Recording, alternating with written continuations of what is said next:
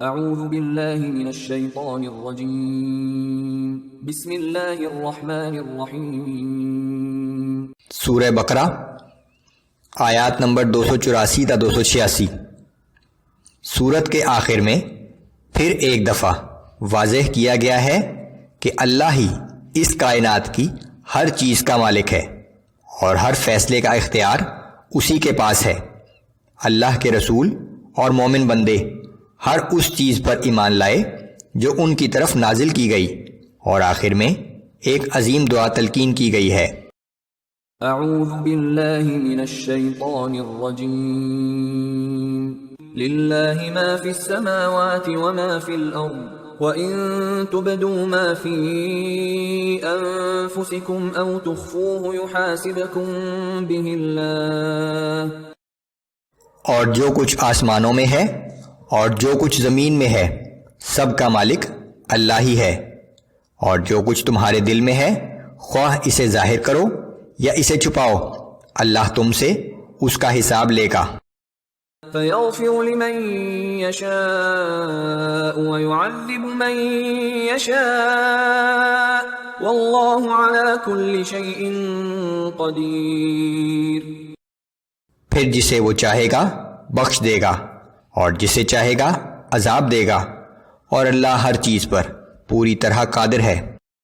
آمن الرسول بما انزل الیہ من ربہ والمؤمنون۔ رسول اللہ صلی اللہ علیہ وآلہ وسلم اس پر ایمان لائے جو کچھ ان پر ان کے رب کی طرف سے نازل کیا گیا، اور اہل ایمان بھی۔ کل آمن باللہ وملائکتہ وکتبہ ورسلہ لا نفرق بین احد من رسلہ وقالوا سمعنا واطعنا غفرانک ربنا والیک المصیر۔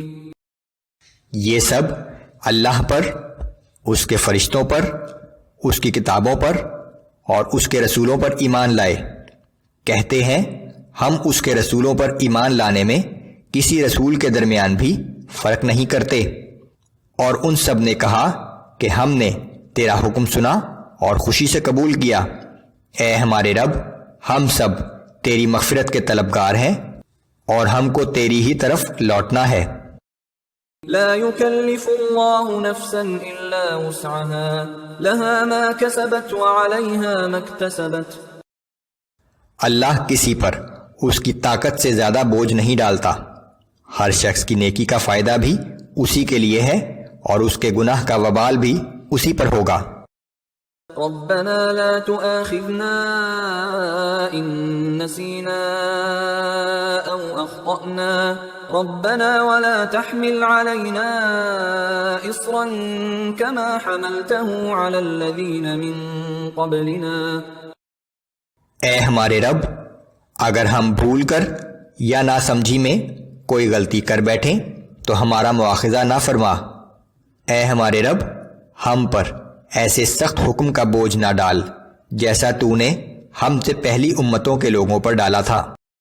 ربنا ولا تحملنا ما لا طاقة لنا به واعف عنا واغفر لنا وارحمنا أنت مولانا فانصرنا على القوم الكافرين۔